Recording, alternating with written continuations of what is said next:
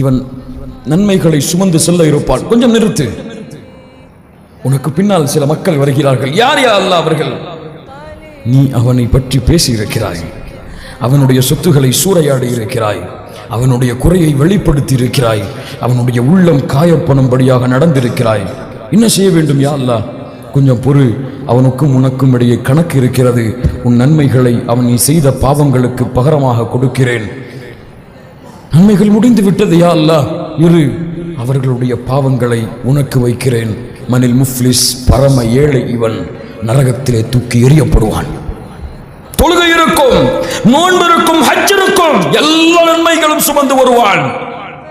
நன்மைகள் எல்லாம் அழிக்கப்பட்டு தீமைகளோடு பிறருடைய உரிமைகளிலே மோசடி செய்த காரணத்தால் நாவுகளை பாதுகாத்துக் கொள்ளுங்கள், கரங்களை பாதுகாத்துக் கொள்ளுங்கள்.